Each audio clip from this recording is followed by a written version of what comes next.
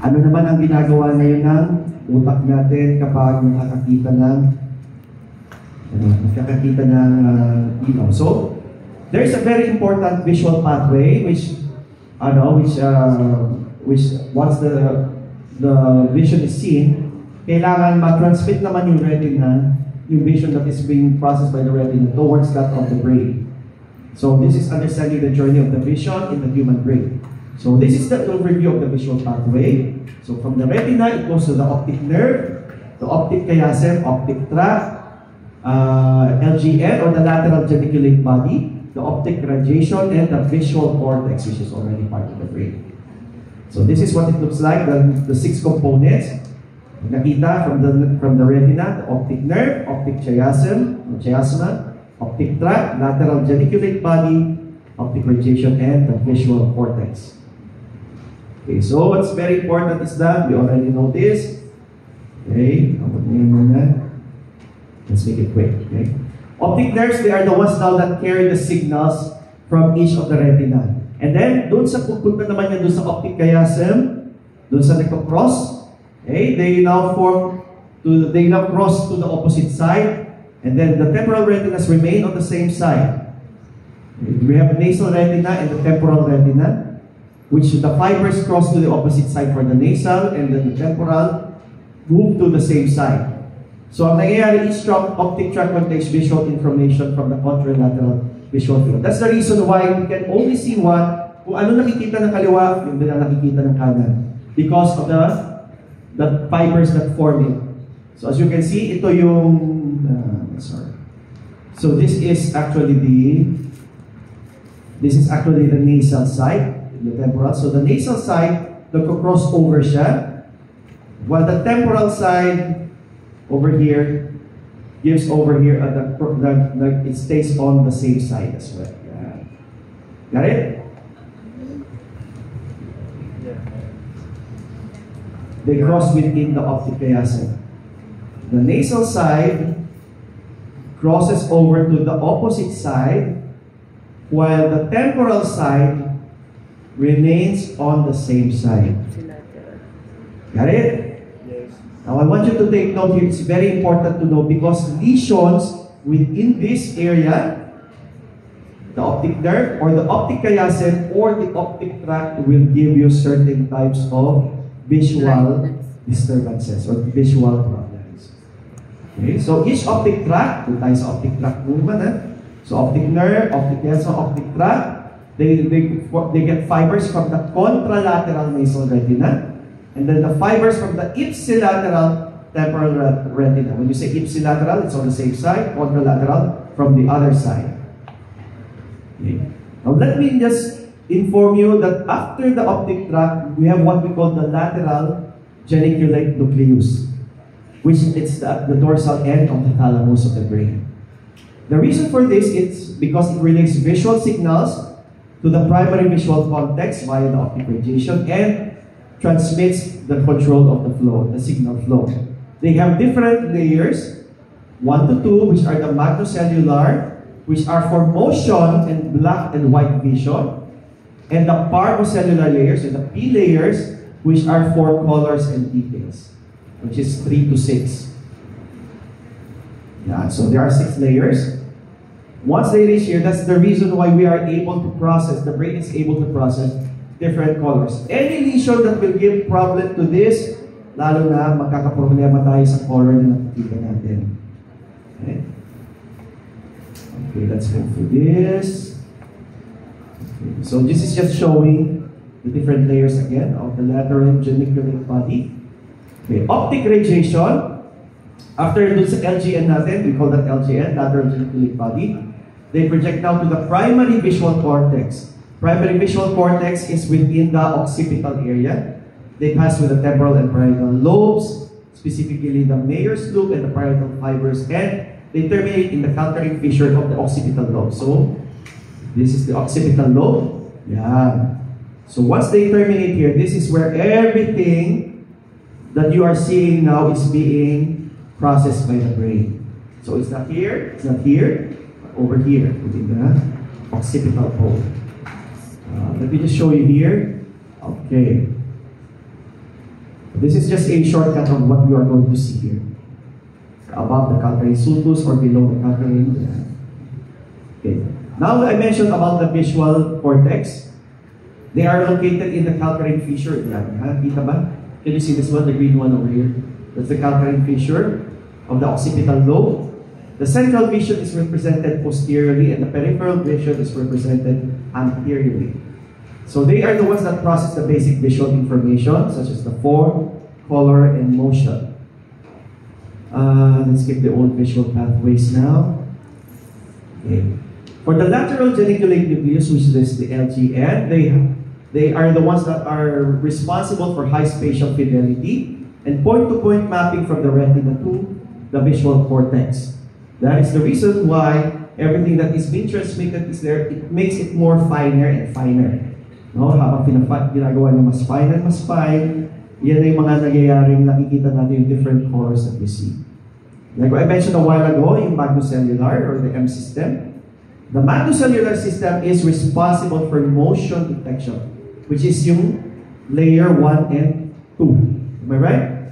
Magnocellular system is 1 and 2, while 3 to 6 is the parvocellular system, which is for color and fine details. The reason for this is that they have fast signal conductions and they have low spatial resolution even without any color. So for it's black and white. While in the parvocellular system, they are the ones which have slower conduction and have higher spatial resolution, thus giving you a color, the more of the reason for you to be able to perceive the colors that are being seen. Okay. How about when it comes to the function of the visual cortex? We are going now towards visual cortex. Okay. Always consider the two main areas of the visual cortex, which is in the medial occipital lobe. The V1 is the one that is responsible for initiating the process of visual information, while the secondary visual areas, V2, V3, or higher, they are the ones that interpret and analyze everything. So one overview of it, they transform raw signals into a coherent visual experience. And they integrate information from both eyes for depth perception and motion tracking. So, as you can see, yung pinaka-center dito yung V1, ito yung V2, V3, 4, ito yung ibang centers niya. But this is the main point where everything that you see is being transmitted. This part of the brain is where you are going to see everything. Your brain is going to form everything that you are seeing. If it needs to be brought into finer, you can see this one. Ito yung naman yung gagamitin na iba. So the primary visual one is the striate cortex, which is like appearance. Okay, so let me just mention here that important one. Okay. Let me skip that one now. Skip this one. Hindi na lang natin yung lalabas sa quiz na yan, no? Okay. Like what I mentioned a while ago, yung V1, the V2 naman is the one that specializes in the first stage of higher order processing. Like example, yung motion, depth, color processing, which is V3 and V4. V5 is the one that is dedicated only to motion analysis. You can see if something is moving faster or slower. So pag sinabi yun, we only have one, it's V5. Okay? So this is just a, this is how the brain projects it. Okay, so V1 receives the input from everything. V5 is motion, control, or movement. For color vision of V8. Recognition of larger objects. I already showed this a while ago. Okay. Now, why is it that there are signals that are transmitted to both eyes? Bakit hindi siya pwedeng iba yung nakikita ng isang eye, hindi pwede rin nakikita yung iba? But they have to be formed within, the image has to be formed by seeing of both eyes. And this is the one that we have what we call ocular dominance. When you say ocular dominance, whatever is being seen by one eye is also being seen by another one. Okay? That is what makes it look like as if para siya three-dimensional. Okay? Because if not, ang mangyayari dyan, then you're just looking at something flat na parang cartoon-like. Hand-drawn cartoons. That's why whenever one moves to the left, the other eye also moves to the right. Whatever one sees, the color that one eye sees is the same color that the other IC. So you can see that there is actually an interaction between the signals of both eyes. So there are actually two visual pathways. We call it the dorsal pathway, which is the where, and the ventral pathway, which is the what.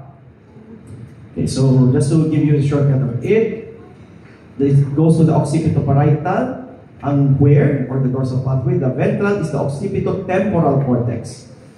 The reason for the function for the dorsal pathway is it makes it's for spatial location and 3D positioning objects. It tracks motion and inputs primarily from magnocellular end pathways. While the ventral pathway recognizes the shape, size, and texture, details of the color, and as well as inputs primarily from the parvocellular pathways. So, like what I said a while ago, the where goes up there and the what goes down here. Okay? Over there. So, dito na nagkakaroon ng, so the posterior parietal lobe transmits both V2, V1, V2, V3, and then it divides. Ang V5 is the where, which is yung motion pathway. The what is more of the color and the shape of the perception, which goes to the inferior temporal lobe. I guess this is a better representation of picture. Okay, let's move forward. This. Okay, the clinical relevance of this is that lesions within the visual pathway cause specific deficits. So if ever you have, if tatamaan yung V1 mo, you will now have experienced cortical blindness or what we call scotomas. Scotomas are yung mga dark spots na nakikita natin in our vision. Okay. When it is within the dorsal pathway, ang nagkakaroon doon, you will have difficulty of spatial task or tracking motion, while in the ventral, nagkakaroon ka ng visual agnosia or inability to recognize objects, such as those as makikita mo, oh, this is an apple, but it's actually a pear. No? And those are problems now. So some examples are those who are stroke are affecting the occipital lobe. They will now be experiencing visual field defects or trauma within the dorsal stream. They have difficulty reaching for objects. Bakit? Kasi nga they cannot find it where.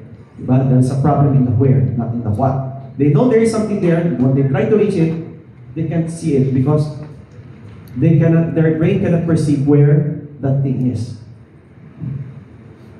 Okay, now, your brain is now also good in stimulating the image for you to be able to see it clearly in your mind. Okay, just to give you an overview, it processes and analyzes the contrasted edges. We know which is sharp, which is clear or not. It also orients you with the line, if it is straight or not, if it is at a certain angle. It also helps you think whether something is moving fast or slow. And it tells you if a color is darker or not. That is the way how visual analysis occurs within the visual cortex. Okay. We have what we call the contrast in visual detection.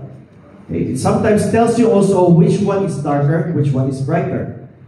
That's the reason why you know that some of the shades of a certain type of red are darker or some are lighter. The mechanism for this is that some of the ganglion cells enhance contrast detection through the lateral inhibition. And it detects edges and borders as well. It encodes information about ranges contrast, whether it is steep or whether what direction it is moving into. It is also critical in identifying shapes, objects, and motions in the environment. So this is just an example of contrast sensitivity. So what have you noticed? Ano napapansin nyo sa 1 at saka sa 5 circles? You can actually see more of the contrast, diba, sa 1. Diba? You can see the lines. But sometimes there are some who have problems seeing that there is a problem, they're seeing a contrast between the lines and those that are within the background as well. You can see it? Diba? The line over here is thicker. Dito mas darker. So you can still see contrast. Parang nakikita niyo pa, no? Kita niyo pa? However, in problems na hindi nila, minsan dito sa 1 pa lang hindi na nila nakikita. They just see one color. The brain is also capable of detecting light and shapes. Okay? So the simple cells in the V1 layer is the one that is responsible for it. It can determine whether a line is vertical, horizontal, or diagonal. Okay, so that is the reason why they also have specific set of euros that activate the base on the orientation of the stimulus. When it comes to sa complex cells, which is in layer 3, they respond to oriented lines regardless of their position or their visual field, and they detect orientation and motion without position specificity. You know there's a line, but you don't know whether or not it is within a certain type of position.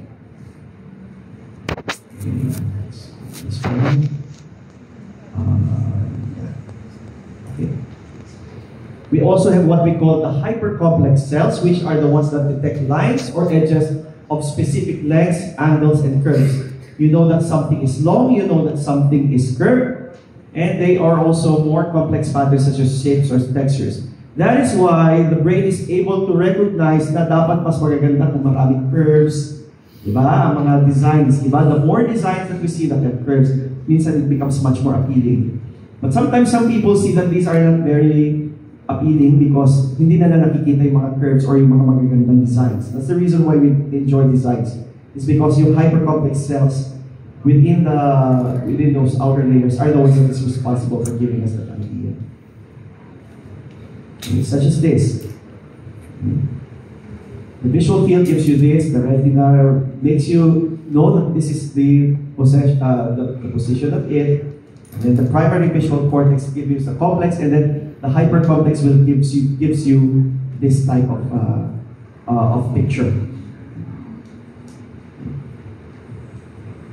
Mechanism of color detection, we mentioned a while ago now. The function it relatively encodes for the intensity and the wavelength, specifically this one. Okay. We also have what we call color constancy, wherein the perceived colors remain stable despite changes in the lighting conditions. So adjustment in the light will give you a different color or that of another, of the same type of colors. Take for example this one, if we're looking at an apple at a natural white light, okay? So the red light that you are seeing with a natural white light is different from that of an artificial white light, but they are of the same color, such as that of the apple. So remember that light is a very important factor when it comes to knowing the different types of colors because it has something to do with the wavelengths. If there is loss in the primary visual cortex, it will lead to blindness or loss of conscious vision. However, there is such a thing as what we call the subconscious visual response. Now, kahit na wala na sila nakikita, they can still detect light intensity, they can react to the motions or gross patterns, and they can be mediated by the older visual pathways, which is provided by the superior colliculus. Okay. So I mentioned a while ago, ano mangyayari kung meron lesion dun sa optic nerve, optic chiasm, and optic tract. Ito yon. Okay. If there's a lesion within the eye itself, dito sa retinal area, the problem is that you will see what we call a central scotoma. So kung ito yung nakikita natin, ito lang ang makikita mo. Only on the affected eye. If there is a lesion, if there is a lesion here on the optic nerve, it will give you monocular vision loss. So in other words, you will not be able to see anything on that eye na nagkaroon ng lesion. So it's in the same eye. If the lesion is within the optic chiasm, knowing the fact na dito nagdi-divide or na dito naglilipat yung mga temporal nerve fibers and the nasal nerve fibers, it will give you what we call bitemporal hemianopia or anopsia, whatever you call it. When you say bitemporal, hindi nyo nakikita. The dark field here corresponds to the part that you cannot see. So ang nakikita nyo lang is this one. If it occurs in the optic tract, this one, the optic tract is after the optic chiasm, it will give you a lesion called contralateral homonymous hemianopia. So it will give you blindness on this side of the eye together with the other eye here. Okay, yun lang muna. Yung apat lang na yan ang papag-memorize ko sa inyo. Huwag na muna itong that's for higher learning. Pag dito sa optic nerve, mononuclear vision loss. Got it? Okay, it's on the same side. Kung saan yung optic nerve, doon din ang problema. Hindi pwede dito tapos yung isang ano, ha? Pag dito sa optic chiasm, where they cross each other, you will have bitemporal hemianopia. Bitemporal. So, bitemporal, side. But if it is within the optic tract, you have what we call contralateral homonymous, homos being the same, homonymous, hemi within the side, anopia. That is the problem here. No? Contralateral. So that means if it is the left, that is the right, that is the lesion is on the right, that means the problem that you are going to have will be on the left. Got it? Yan ang tatlo. Kahit yung tatlo, huwag muna yung central scotoma. But central scotoma is easy lang because doon sa mismong retina of the cell iris. Got it now? Alala niyo na yan, ha? Okay, good. I can rest. Okay. Remember that there is also what we call the field of vision. Bakit hanggang dito lang? We have also what we call blind spots. If you do this exercise by looking at this, hanggang saan nyo nakikita? By looking forward to where, at what point can you see your hand? Looking forward, no? Same with the other one. That is your visual, that's your field of vision. So over here, as you can see, if you are looking from the top, itong kaya mong tignan up to 130 degrees. But you have more sharper detail within these 2 degrees. Same as this, if you look at it horizontally. Vertically. So 130 makikita nyo. So it's practically parang almost a circle. Okay? So a problem within the visual field, which I will mention a while ago, within the optic disc area, blind spot, we call it scotoma. So this is within the area of the retina. Ang cause nito is because of an elevated eye pressure and retinal damage. We have what we call retinitis pigmentosa. This is retinal degeneration with melanin deposition, and they can cause progressive vision loss starting in the peripheral side. I mentioned a while ago yung tinatawag natin na blind sight. Bakit ang mga bulag kaya nilang, they can do regular activities even though if they are blind? We have what we call yung subconscious vision. Okay? They are known as blind sight. Despite being quote-unquote blind, they respond to visual cues without conscious awareness. Example, they can avoid obstacles while walking. They can react to sudden motion in their visual field. And the reason for this is because of the superior colliculus and the pulvinar nucleus, which is actually part of the rudimentary process of visual information. They say that this is part of the older visual system, and they remain active and adaptive. If there is no damage by primary, sabi natin, if there is a problem with the primary, if there is a damage to the primary, total loss of vision, there is what we call naman doon sa secondary visual cortex damage naman. Pag doon sa secondary visual area like V2, V3, V4, V5, well, it depends on the specific area. Pag V2, hindi mo na ma-integrate yung mga basic visual features. Pag V4, we have what we call cerebral achromatopsia or loss of color perception. In other words, what you are seeing is black and white. Okay. While V5, there is inability to perceive motion. We have what we call motion blindness or akinetopsia. I will show you a better picture of what this looks like. When you say visual agnosia, pag sa higher level deficits naman, mga V7, V6, V8, ganyan. Visual agnosia, you are unable to recognize objects despite normal vision. You do not know that this object is this. Okay? Pag prosopagnosia, you have the inability to recognize faces because there is a damage to the fusiform face area. Hindi mo na ma-identify yung itsura ng isang tao. So this is an example of achromatopsia. So what you see here, this is the normal color vision. This is what you're seeing now. Kawawa ka naman, ano? Life without color. So in other words, hindi ka pwede mag-paint or something. Pwede ka lang siguro gumawa ng charcoal painting speaker. We also have what we call, ano yung sinabi ko? motion blindness or achinotopsia. Yan. The reason why we can see things na parang see things as one when we move like this, di ba? Unlike do sa achinotopsia, makikita mo stop. Whenever a person is running, makikita mo parang it's a stop. No? Hindi mo nakikita as a whole running smoothly. Meron siyang parang interruption. Okay? Or ito na yung mga agnosias. Yan. What do you see here? Ano? There's a shark, okay. Shark, ano ito? I think this is a caliper. Caliper. Oh, this one. Hindi ito baril, ha? This is a telescope, actually. And this one, the other one here. Chucky. Oh, siguro Chucky. Chucky. That's me. Okay, these are the different types of agnosias. Oh, there's one more pala, di ba? Prosopagnosia. You're unable to recognize yung faces ng mga tao. Emoji. I don't know, this is actually an organic problem. Pag sinabing organic, it has something to do with a problem to the brain, not of the mind. No, it's not a psychiatric problem. Huh? It's a problem within the mind itself, of the brain itself.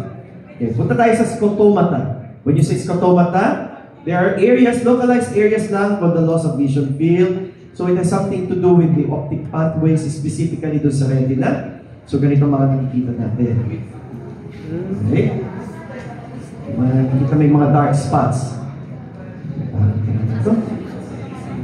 We also have what we call retinitis pigmentosa, which is a degenerative retinal disease causing progressive vision loss. Nagkakaroon sila ng tunnel vision. So what you can do to check it, you do endoscopy, yun ang gagawin natin tomorrow. Okay? There is no cure for retinitis pigmentosa. So ganito nakikita mo. Normal vision, ganyan, and then this one is what you see. By the way, here's a picture of the fovea. As you can see, yung puting spot dyan, that is yung fovea centralis. That is where bones are more concentrated. Optic, sorry, that's the optic disc pala. The optic disc. The fovea centralis is somewhere here. The optic disc is where daw lumalabas yung mga blood vessels at saka yung optic nerve natin. Okay, maybe some of you were wondering also why is it that when you move your eyes to the left, to the right, bakit sila sabay? They are critical for maintaining focus on an object of interest. Siyempre, hindi naman pwede ang nakita mo itong tumatakbo, itong isang mata mo lang tumingin doon, tapos yung isa doon. Di Quindura, di mata na yan. Yeah, hindi pwede yun. Yeah. Because remember, what are the ocular muscles? What are the three pairs of extraocular muscles of the eye? Let me just mention it now. We have the medial and lateral rectus, which moves the eye side to side. So here left, we have the medial and lateral rectus. The superior and inferior recti move the eyes up and down, and the superior and inferior oblique rotate the eyes. So, pwede mong tumingin dito sa upper left, lower right, okay? So, remember that the muscles work in antagonistic pairs. While one contracts, yung isa naman nagre-relax. Para kahit papano, balance, di ba? And of course, the reason for this still is the neural pathway of the eye movement. And the cranial nerve that controls the eye muscles are your oculomotor, mainly for the superior and inferior recti, medial rectus, and the inferior oblique. So if you want to move your eyes to the left or to the right, what cranial nerve is moving? Abducens. Side to side, medial and lateral. Abducens. Pagtrochlear, superior base. So lateral rectus yun, abducens. Okay? Lateral, diba? Lateral rectus, so it's the abducens or cranial nerve 6. If you want to move your eyes up and down, it's your oculomotor nerve. Okay? Pero look at this, ha? Iba lang dito is the inferior oblique, which is the superior oblique is the trochlear. Lateral rectus, left or right, it is more of the cranial nerve 6. We have what we call the medial longitudinal fasciculus. They are the ones that connect the nuclei of the cranial nerves 3, 4, and 6 for coordinated movements. Without this one, hindi magiging coordinated ang left and right eye natin. So over this, as you can see, just shows lang what, so superior rectus ang 3, so left and right ang 6, ang lateral rectus. Pag medial rectus, cranial nerve number 3.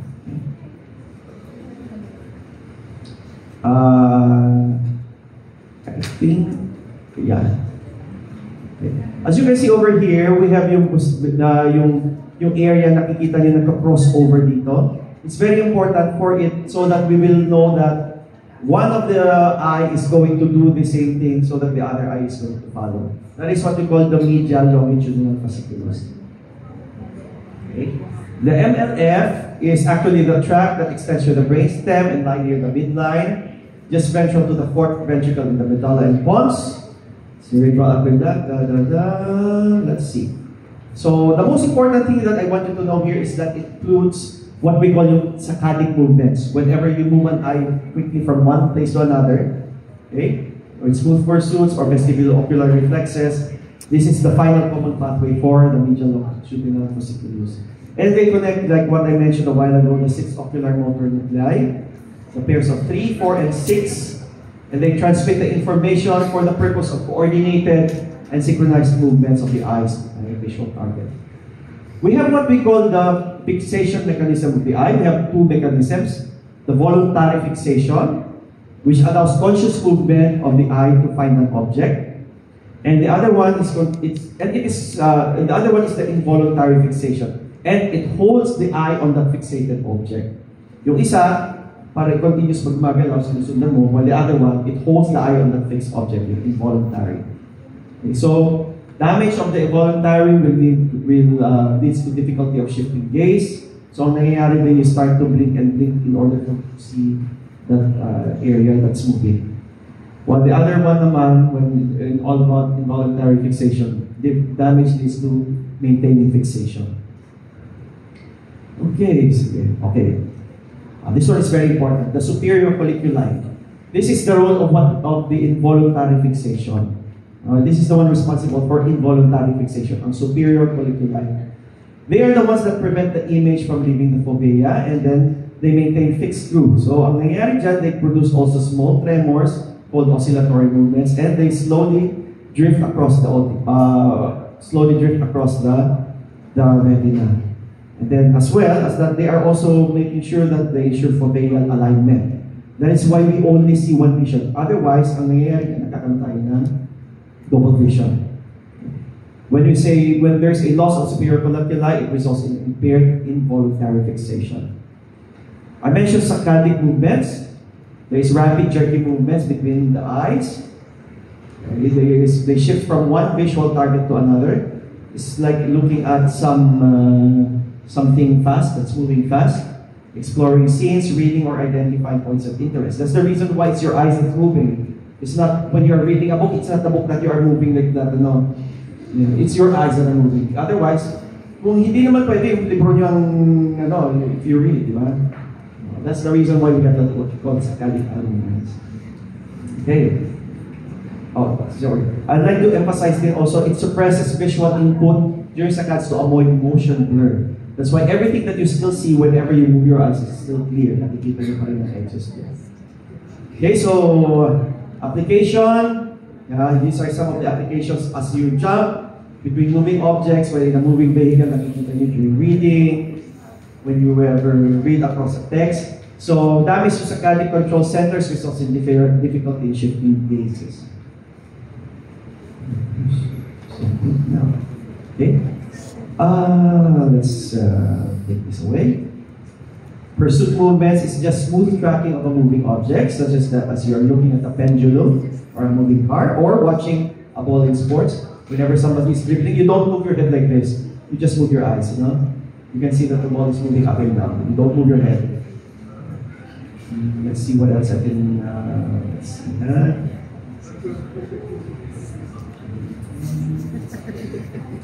Pating paypay. I think I mentioned this a bit earlier. fusion of images from both eyes. They combine the images in order for you to produce a single perception. I know you're a bit bored na.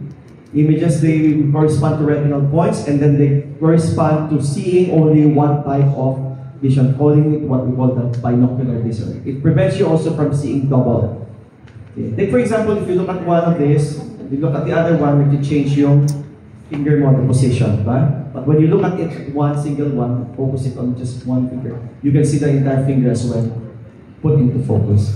So this is what happens if you it is transmitted. If you look at an object from this point to this point, it is brought into this point of the fovea and this point of the fovea of the other eye. However, when you look at it, you are seeing the same object within the temporal retina in the same eye as well. Okay? We also have what we call stereopsis, or otherwise called depth perception, the ability to perceive depth when comparing images in both eyes. So you can see that one eye is on this side, on this other side. So if you shift the gaze, if you can see the left eye, nag-move yung ano. Okay, paano naman yung mga tinatawag nating mga strabismus? Okay, so we have three types. Horizontal, the eyes deviate inward and outward, eyes deviate up and down for vertical and torsional, the eyes rotate in opposite directions. Okay, mga duling. Or yung mga balag na sinasabi. Okay, so there is a problem with the intraocular muscles due to impaired coordination. Okay, so, anong mga consequences? You may have double vision. Okay, or there could be a suppression of input from the misaligned eye, which is called amblyopia or the lazy eye. No, hindi masyadong maganda ang pag-focus ng isa, yung isa lang nagpo-focus. That's why we call it the lazy eye. What we do here is that we cover the eye that is normal, and then we let the lazy eye do its work.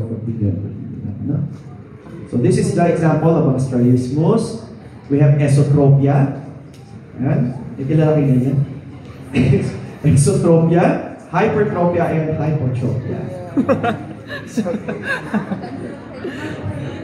Okay, we have one more after. One more na lang ito. Ano?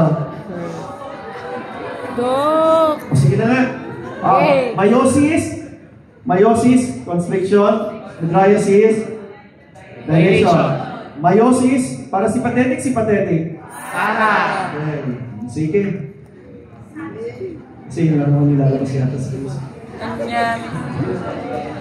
No worries, I'll send you this one so mas guided here. But please, the book is actually perfect, no?